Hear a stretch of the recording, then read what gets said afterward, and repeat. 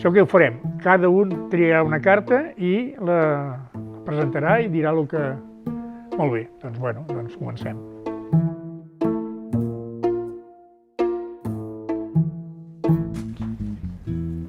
Quedar amb els meus amics. Això continua sent igual que sempre. No hi ha cap mena de problema per la malaltia. Potser sí, teníem un grup que anàvem a esquiar i això, el de posar les alçades no pot fer-ho i hem deixat de fer-ho, però bueno, també tenim una edat que tampoc pensàvem esquiar mai massa anys més.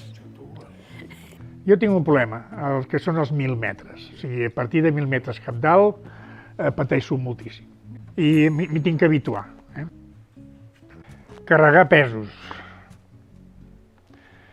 Doncs ho puc fer sempre que els pesos siguin petitets. Si carrego fort, doncs als 40 metres tinc que parar perquè no puc aguantar. Aleshores estem fent últimament, la Mercè i jo, procurar que ens ho portin. Ho agafo jo, tot, perquè ell no agafa res, no pot. Dutxar-me. Ja no, perquè m'ha de dutxar la meva senyora. I quan em poso la banyera tinc molta feina per sortir. I al final hem comprat una cadira, m'assento a la cadira i m'hi de dutxar. Aviam què m'ha tocat a mi. Limpiar la casa. Val a dir que a casa meva no els fa, però tota la vida la feina que ell ha tingut que fer és això, perquè el seu ofici... He sigut porter, en finca. Ell, quan ho va diagnosticar, sí.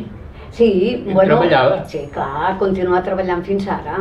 Sí, em volia retirar ara que tinc 70, però després que va passar això de l'atac, lògicament, m'he jubilat. Sí. Vestir-me, bueno, això és absolutament independent.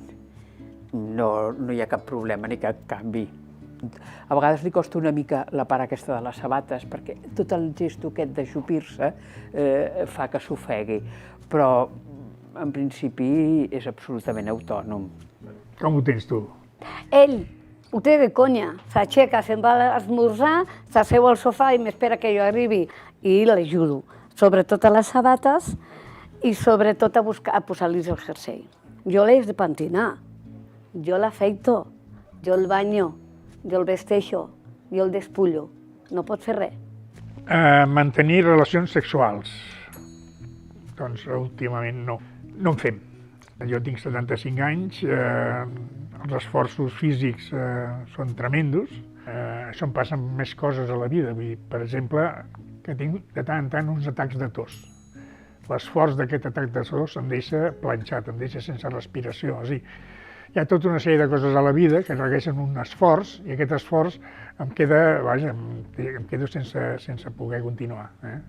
Hi ha coses que s'acaben a la vida, s'acaben, no cal que durin fins l'últim dia, no? I s'han de poder portar bé, s'han de poder portar amb el màxima comprensió, no? I en transport públic.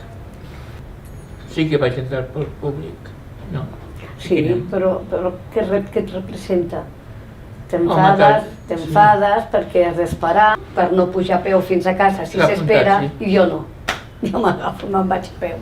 Però ell no. Però tu per què pots fer-ho? Jo que estic no, però és que 30 minuts... Sí, però 30 minuts en un autobús allà esperant que t'esperes... Jo he après a no anar corrents a la parada, perquè quan ho feia alguna vegada, quasi m'hi quedava. A vegades jo faig servir trucs. Un d'ells, per exemple, és davant d'un carrer que fa pendent, jo miro terra, no miro la pendent, i ho tinc comprovat que mirant a terra, no mirant la pendent, faig més recorregut. I en canvi, si miro la pendent, faig menys recorregut. Llavors tinc que parar-me, els 40 segons del tema, etc. Oh, preferida, bailar. Jo, més que una baldufa. Ell, senyor de barra. Vull dir que no hem pogut ser companyeros de ball, mai. No, jo sí, no tinc cap problema amb ballar.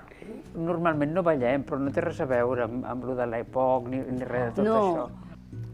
Però hi hem de posar molt les ganes. La meva sort és d'anar d'aquesta fundació on hi ha, bàsicament, gent que està amb crit d'arròs, no? i els veus amb unes ganes de viure que és que et dona vergonya de no posar-te al seu nivell.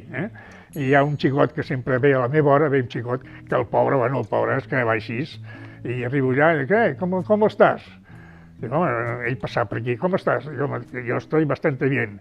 ¿Y tú cómo estás tú? Dic, yo, de puta madre, yo estoy de puta madre. Bueno, de puta madre, bueno, m'entens? I amb l'afició, doncs fer els esforços tot plegat, amb unes ganes, el tio amb unes ganes, que esclar, a mi això també em comunica de que, home, amb gent així et dona ànims de dir, hosti, val la pena tirar endavant,